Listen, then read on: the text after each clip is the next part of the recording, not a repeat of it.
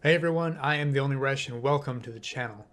So over the past week, and actually longer than that, but more specifically in the past week, one of the most, if not the most talked about subjects in gaming was the Microsoft acquisition of Zenimax Media, aka Xbox owning Bethesda. And the biggest question everyone has about this is, will all future Bethesda games like Starfield, Elder Scrolls 6, the next Fallout, the next Doom, etc., will they all only release on Xbox and PC? We've gotten some vague answers in the past, but nothing that really covers all of our curiosities. At first, we got statements from Phil Spencer, the head of Xbox, saying that Bethesda titles being released on other consoles would be taken on a case-by-case basis, which was a safe answer on his part because he didn't say all would be exclusive, but he also didn't say none. And after the acquisition was finalized recently, there was a roundtable with members of both Xbox and Bethesda where we got a slightly more specific answer for exclusivity. Phil Spencer said that if you're an Xbox customer, the thing I want you to know is that this is about delivering great exclusive games for you that ship on platforms where Game Pass exists. Now, those last few words are the most important. Platforms where Game Pass exists. And this is where we can kind of run off with it, but I'll get to that in a second. Very specific wording, and he also said that focus is the root of the Bethesda partnership. There were some caveats to that also stated by Phil, but first let's break down this initial statement. It might seem to still be pretty vague on the surface, but we can actually take quite a bit of information from this statement.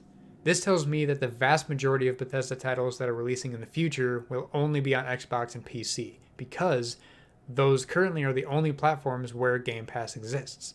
I say vast majority because not every single Bethesda game will be exclusive. Phil did also say that, but I'll go over that statement in a minute. But probably the most fun theory to run off with, if you'll stick with me here, is those future exclusive Bethesda titles could release on PlayStation if PlayStation allows Xbox Game Pass on their platform. Because then PlayStation would fit into the category from Phil's quote, platforms where Game Pass exists. Do I think this will ever happen? I lean more towards no, but anything can happen really. And also we could run off that same theory with the Nintendo Switch, but that would more likely be an xCloud situation considering the much less powerful hardware in that system. But the Switch would be an incredible way to play Xbox games wherever you go with Wi-Fi or whatever else, and I would love that.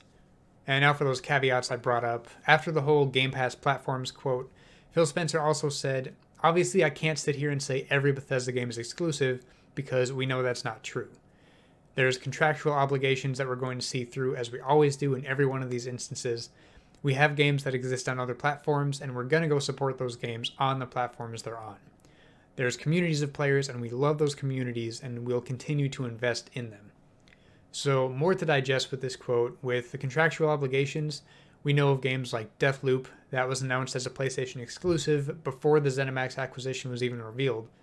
So that only makes sense. And as for the legacy titles and games that already exist on other platforms, of course, he's talking about games like Fallout 76, Doom Eternal, The Elder Scrolls Online, everything like that. And of course, they're not just going to stop support for those games on other platforms. So the last part wasn't really a necessary clarification, but it's still good to hear either way. To wrap this up, after months of waiting, the acquisition is finally complete and we can start getting hype for bigger and better projects for awesome games coming in the future, and the seemingly endless growth of Xbox Game Pass.